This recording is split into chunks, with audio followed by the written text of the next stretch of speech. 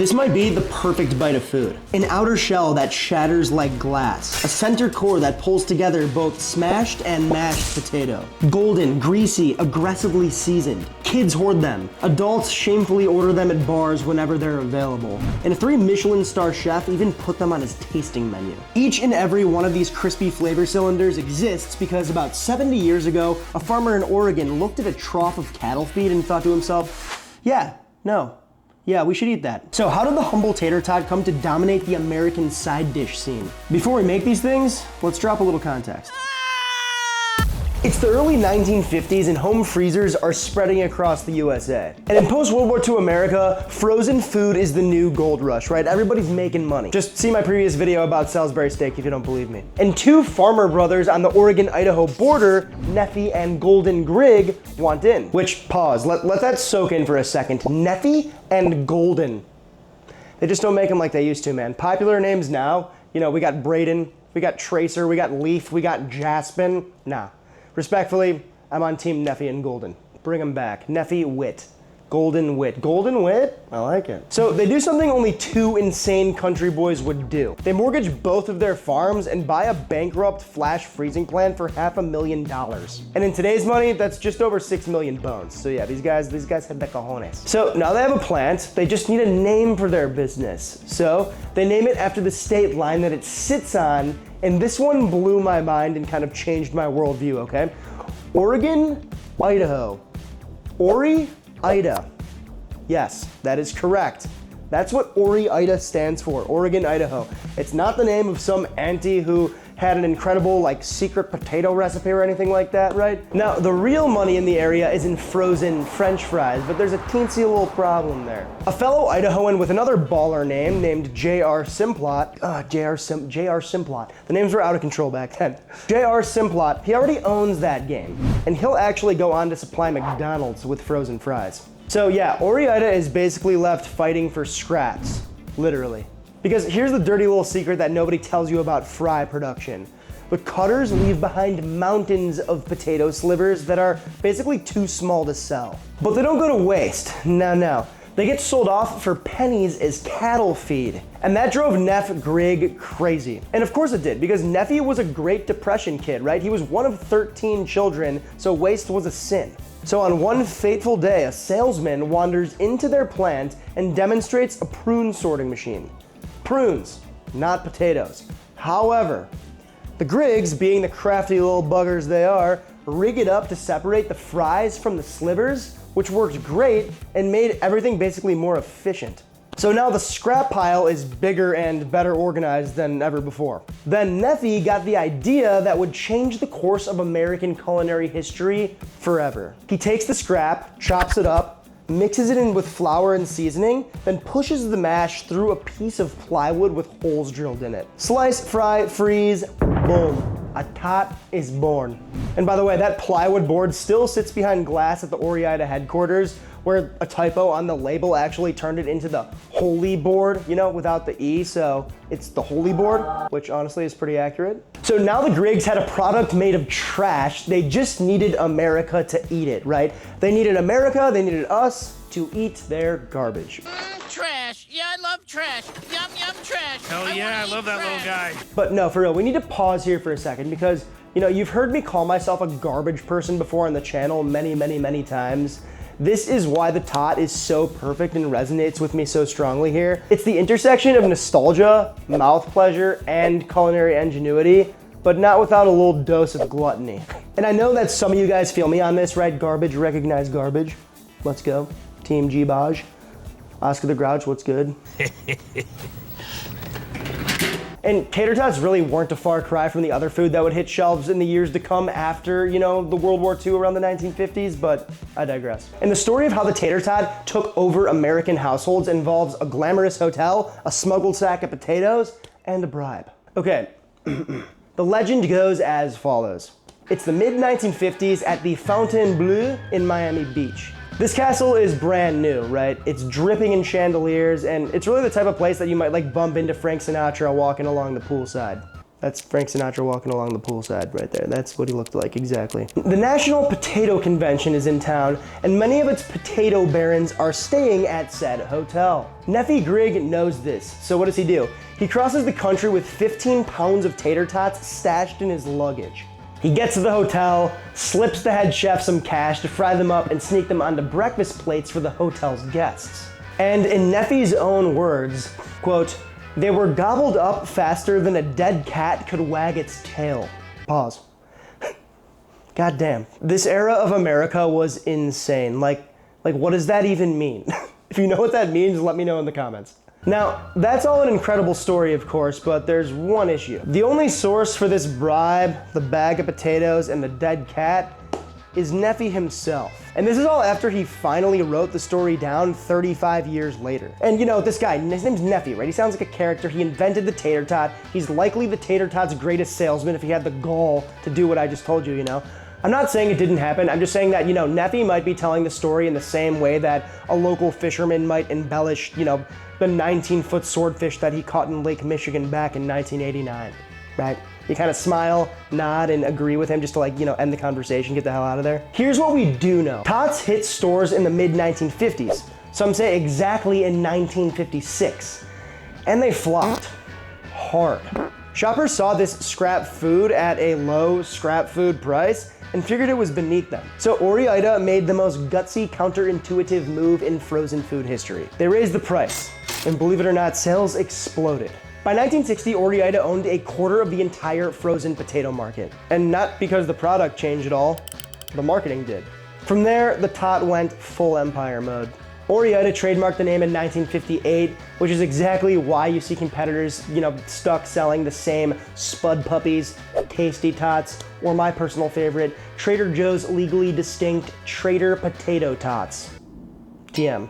Then in 1965, Heinz swooped in and bought the whole company for 30 million bones. And the Farmer Brothers strutted into the sunset with Benjis spilling out of their overalls. And once Heinz got their hands on the tater tot, it was GG. School cafeterias made them into a food group of their own. Minnesota baked them into a hot dish and made it a Midwestern delicacy. Sonic turned it into a drive-through item. And of course, for all my chopped, cooked, and beat unks and aunties out there, in 2004, Napoleon Dynamite stuffed tater tots into his pocket and made them an international movie star. Then in the late 2000s and the early 2010s, with the, you know, we've talked about this with the two guys and a crazy idea gastropub explosion, they became tachos, right? Or fully loaded nachos, but with tots. You get it. And that 3 Michelin star restaurant that I mentioned earlier, duck fat tots. With other garnishing additions in the set, of course, but yeah, still, you know, tots on a tasting menu. Insane. To bring it all home, today, Americans eat something like 70 million pounds of tater tots per year. I don't know what that is per person. We're gonna put that number right here. Whoa. Not impressed. All of that from a pile of scrap that two brothers refused to throw away. Iconic. Now, Nephi had a motto, right? Bite off more than you can chew, then chew it. So that's exactly what we're going to do. Is that a direct quote? I have no idea. Nobody can really trust this guy. I don't know. He seems fun though. Let's cook some tots. Okay, so I do this thing. Someone asks me something, I say yes, and then 10 seconds later I realize I meant no. Then I go on for the next 2 weeks to resent the thing that I myself signed up for. And that's exactly one of the many things that therapy is great at pulling apart. You know, like where that reflex came from in the first place, how to work with it, and how to just say the thing that you mean. The one that stuck with me, let me get back to you, was quite powerful. You don't owe anybody an answer on the spot. That, along with help from a great therapist, changed the game for me. And BetterHelp, the sponsor of today's video, makes starting therapy a lot easier. You take a short quiz, you get matched with a licensed therapist quickly, and if it's not the right fit, you can literally switch anytime at no extra cost. Over 6 million people have gotten help through BetterHelp, and it's sitting at 4.8 out of 5 stars on the App Store. To try it yourself, peep the link in the description or go to betterhelp.com/AdamWitt, and you'll get 10% off your first month of therapy. Okay, back to the video.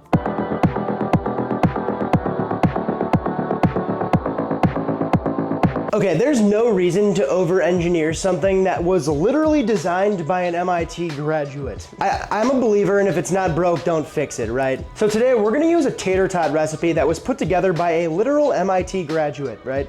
Of course I'm talking about Kenji López-Alt. I actually had the pleasure of meeting this man a few years back. He was a super nice guy. You know when you're around somebody and their aura gives you just like, oh, I'm extremely smart and there's nothing you can do about it without like saying a word? That was him, but he was cool and nice, so yeah. He's got a great recipe. That's what we're gonna go with today, with a few minor tweaks. Where we're really gonna differentiate is our seasoning and our sauces. But first, we gotta make some tots. We gotta make it a tots. We gotta make it a tots. Turn them Italian. Everything's more fun when you say it Italian style. For this recipe, we're using russets, right? Russet potatoes. These are starchy potatoes on the starch to waxy potato scale, right? That's a specimen of a spud if I don't say so myself. Let's remove its skin. We're just gonna go ahead and peel all the skin off these potatoes. I'm doubling Kenji's recipe here. He calls for 2 pounds for 1 serving, so these are 4 pounds of potatoes here. It's a naked tater. Now we just gotta cut these into 1-inch chunks. Something like this, it does not have to be perfect as long as they're all kind of similar in size. We want them to cook at the same rate. Just gonna move them around a little bit, work some of that starch off just from the surface, and we can strain them off. Okay, it's literally tornadoing outside, so hopefully we don't lose power mid-shoot, especially with the frying oil on. Okay, it's calmed down, which is hilarious because it's still ripping out there. Damn, I almost got gusted. All right, where were we? Okay. All right, so we have our nice taters here. These have been sitting and draining. They're all cut in roughly the same size. Now we just gotta fry them. Now this is a 2 frying process here, right? The first fry is to kind of cook and soften the potato. We're not going for color. Then we're gonna, do some things to them, and then we're gonna second fry them when they're tatatized, if you will, to give them that crispy, crunchy exterior. So for now, fry 1. The oil's sitting at 350 Fahrenheit. All right, we're gonna lower in our taters. I'm gonna cook these in 2 batches. This should take about 6 to 8 minutes-ish for these potatoes to kind of cook and get soft. So this is more or less what we're going for here. You can see they're like kind of a tinge of golden brown, but not quite. So check this out. They're like, they're not quite perfectly golden brown yet or whatever, but they're cooked and they're hot still. See what I mean? Like, they're cooked. They're ready to go. But we're not done yet. Okay, we got our first fry, our pre-fried chunks now. We have to tatatize our potatoes here. How we're gonna do that? We're gonna use a trusty food processor here, okay? But there's a couple of things that you can do to kind of screw this up, so let's make sure that doesn't happen. So into our food processor with a regular good old blade attachment, I'm gonna add maybe about 1/8 of our potato chunks. Not that much, right? And you gotta be patient here. If we puree this too much, you're gonna turn this into basically fried mashed potatoes. And if you recall, the inside of a tater tot is not just like a fried pillow, right? There's texture to it too. And that comes from using potato scraps. Remember, there's kind of internal texture. So how we're gonna achieve that is pulsing using our food processor to ensure that, things don't go too smooth, but they're also not too chunky. So check it out. All right, so we're gonna go 1, 2, 3. 3. Maybe 4, maybe 5, maybe 6. Maybe 7 and 8. Okay, yeah, that's good. 8. 7 might have been perfect, but good thing we have literally 7 more batches of this to do. All right, so check this out here. You can see there's texture in this, right? The oil helps to separate the potato from one another and kind of gives us that classic sort of like lumpy tater tot internal texture, if you will, right? You should be able to see that separation in there, right? It's literally just kind of manufacturing our own like French fries that are ground up. Now from here, you can do a lot of different things. You can add stuff to this mixture and kind of infuse your tots with different flavorings. A couple of examples that I think Kenji gave, there's like a pepperoni pizza one you can do. I'm thinking, off the top of the dome, we got like ham and cheese. You could do like a Mexican one with some chorizo. You can do like a crispy sort of like lemon vibe, like a Mediterranean like herby lemon situation. You can do whatever you want. What we're gonna do today is to ensure that these are seasoned properly with good old salt, pepper, and other things too, because I'm keeping these classic. I don't want to get lost in the sauce here and make like 30 different kinds. We're making the original Tater Tot. We're throwing respect on its name. So what does that mean? We got to add in a couple of things before we get shaping. To our wonderful tater mash, I'm going to add potato starch. This can also be cornstarch, but I figured, you know, potato starch. A little bit of sugar here. You're not gonna really taste this. It's just gonna kind of make you that much more addicted to these things. We're playing with dopamine receptors here, people. Yes, science! Then, of course, some good old kosher salt. I guess the one additional flavor we will add in is just a couple cracks of BP. Now, we spent all this time and energy to achieve this great, perfect texture here, too. And if you work these ingredients into the potato too harshly, you're gonna get mashed potatoes. So it's important that we're gentle here. I like to treat this like, you know, something we just whipped air into by folding rather than stirring. Work them seasonings into them taters, work that starch into them taters. It's gonna help things go sticky, it's gonna help things go crispier. The starch is nice. The sugar will help with browning and flavor, and the salt is gonna make sure everything tastes good. Yeah, perfect. All right, still got our separation we love. If you take a little bit, you should be able to form it into a shape like this. And don't be afraid to take a little bit, taste it. How's the seasoning? It's good. Okay, we can start shaping. Let's shape, brother. So we ain't got a holy board on deck, right? We're gonna use our skin mittens. Oh, do I look at that dude from, do I look like that guy from Pan's Labyrinth? Kenji calls this the nigiri technique, and I love the name because it's very funny, because it's kind of like you're making a little piece of sushi or a little nigiri. So I'm just gonna take my fingies here, kind of work it around, and form a tot shape, right? If you really want to be a hero, you can whip your scale out and try to do these exactly, you know, perfectly by weight, but I'm not gonna do that. This is kind of a mondo tot, but you get the idea. You're just gonna shape these by hand, kind of curling your fingers around and using your other hand to kind of make that flat, you know, classic tot shape. Don't be too much of a perfectionist here. You're gonna make probably, you know, at least a couple dozen of these, so don't get lost in the sauce with every one. The more you work it, the more mashy it gets, and that's no bueno, right? We want these to have a little bit of craggly texture to them, so keep that in mind as well. Call it the Spider-Man technique, actually. I like that more. Speak of the devil. Because I'm really gonna use 2 fingers here, else they're gonna be way too big. Phrasing? And boom. Look at that little Totski. He's a cute little guy, ain't he?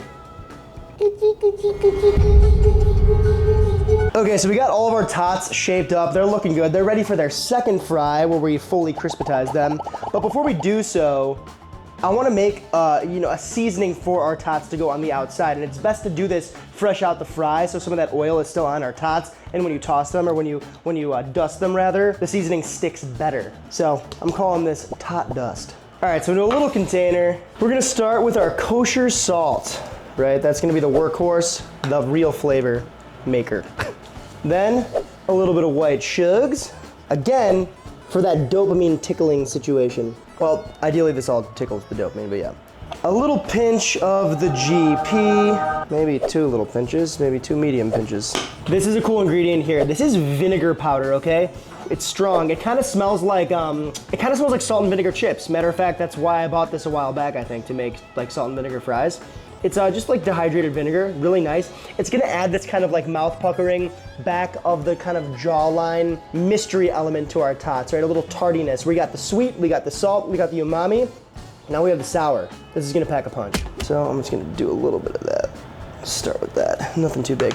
And this is cool too.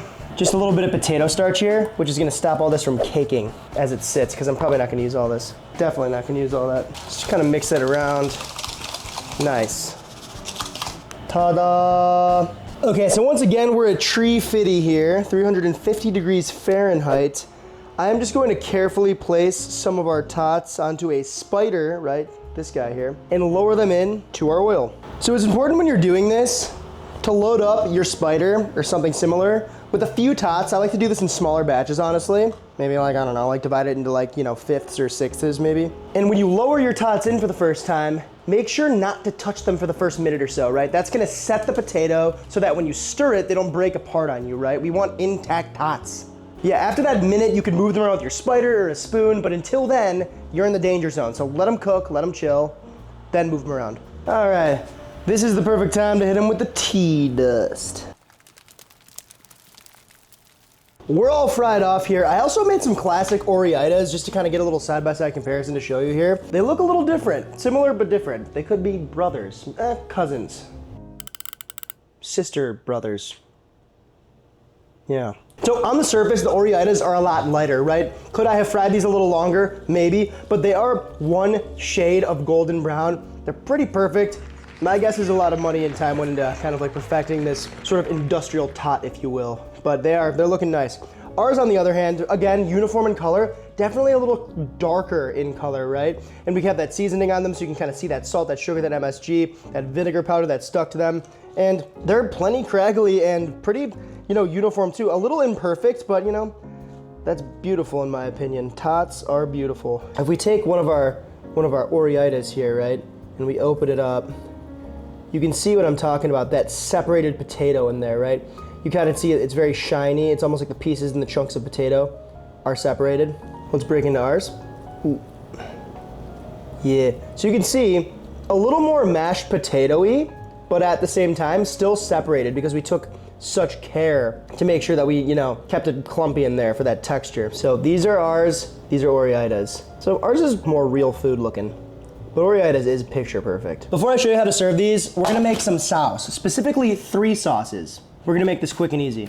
All right, we're fried off and we're ready to talk sauce. If you're a ketchup enjoyer, go ahead and grab yourself a bottle, hit the table, and go to town. Me, I'm in the mood for something a little more interesting, so we're gonna make 3 sauces, right? We got a fry sauce, kind of like a modified burger sauce. We got a lemon pepper aioli instead of mayo, just thought we'd bump up the flavor a little bit. And then we got classic ranch. Let's start with the fry sauce. To a mixing bowl, we're going in with our mayo, ketchup, shugs, a little lemon juice, a little bit of McDurber sauce. This is our spice blend here. I'm gonna have this on the webpage for you if you're interested, but we got our turmeric, mustard powder, black pepper, onion powder, celery seed, and paprika. Then just a pinch of kosher salt, and maybe 2, 3, 4 cracks of BP. Now we're gonna mix that up. Basically a burger sauce of sorts. Wonderful, wonderful, wonderful. Cool. Fry sauce, baby. Fry sauce. All right. Okay, we're gonna make a very special lemon pepper aioli because we're gonna use this ingredient here. My buddy Chef John Kung actually gifted me these a long time ago. They've just been kind of sitting, but they smell so fresh still, and these are insane. These are Macau mountain peppers, I believe they're pronounced. It's a Taiwanese thing. They're peppercorn, so they have that kind of like, gnarly, like a Hall's cough drop, but it's that super intense lemon pepper citrus with that pepper, and I think it's gonna play really nicely. I've always wanted to use this in this exact application, so that's what we're gonna do. And just like any other whole spice, we're gonna toast these to really coax out that flavor. Mid-low heat, non-stick pan, hot pan. And I'm gonna toast these just until you can really start to smell that peppercorn, right? It's only gonna take a minute or so. The oils get coaxed out of the seed, and everything gets so much more flavorful. Do this with your whole spices. Don't forget it. Oh, wow. Holy heck. I'm not sure if you can see in there, but my lord, that's fragrant. All right, to a bowl. We're gonna whack in some mayonnaise, little bit of garlic, a little bit of sugar, pinch of kosher salt. We're gonna go in with a fair amount of that delicious black pepper. Look at that, it's like brown. Wow. Wow, I say. Of course, wouldn't be lemon pepper aioli without lemon. So we're gonna make this really lemony and add in the zest of a lemon and some lemon juice. Ooh, that's a seedy lemon. We're gonna use the whole dang thing here. We're going crazy. We're just gonna mix that around. We're calling that an aioli, but really it's just a flavored mayonnaise, right? Any flavored mayo in the States is called an aioli. Aioli is technically something different, and I actually have a video on that if you're interested. Oh, baby. Nobody's gonna deny the pepper in this. All right, for the ranch, mixing bowl. We're going in with some creme fraiche, mayo, garlic, some chives, a little dill, lemon juice, onion powder, a little fresh cracked BP, and of course a healthy pinch of kosher. And if you want to learn more about the history of ranch dressing and how it's actually now America's most popular condiment, I got a video all about that. In the meantime, we mix. Now, if you like a thicker ranch, easy to do. We talk about texture control in the ranch video.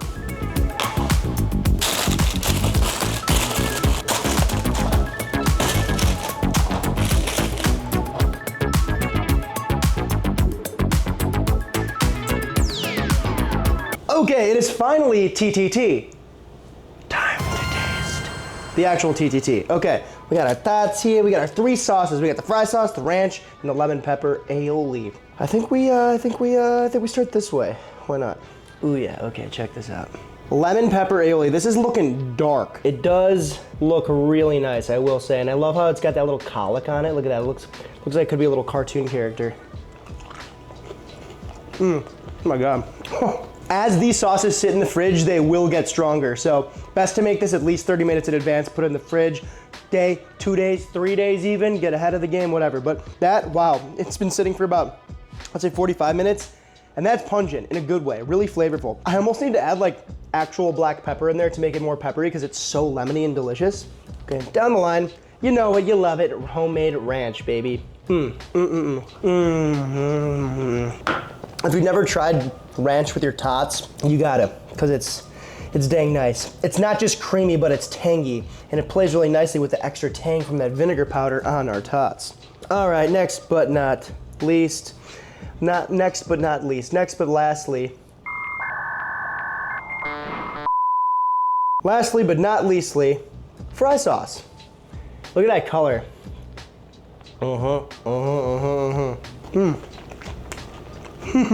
Yeah. Okay.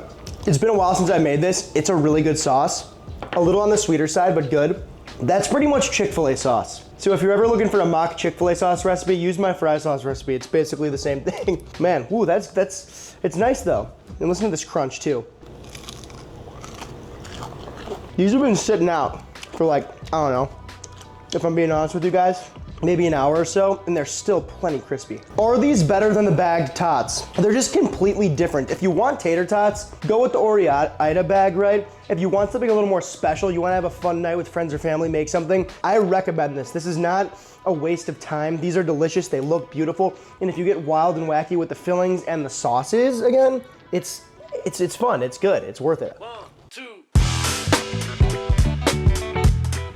Thank you for coming on this crispity, crunchity adventure with us, full of deep fried potatoes, recycling. If you liked the video, give it a like. If you're new to the channel, sub to the channel. The best way to support the channel is to cop some merch over on the store and/or support the grocery fund, aka the Patreon. Regardless, come say what's good on Discord. We're cool and we're chatting, hanging out in there. That's all I got for you this time, so until next we meet, take care now. That's my Western PNW, Oregon, Idaho. Take care now.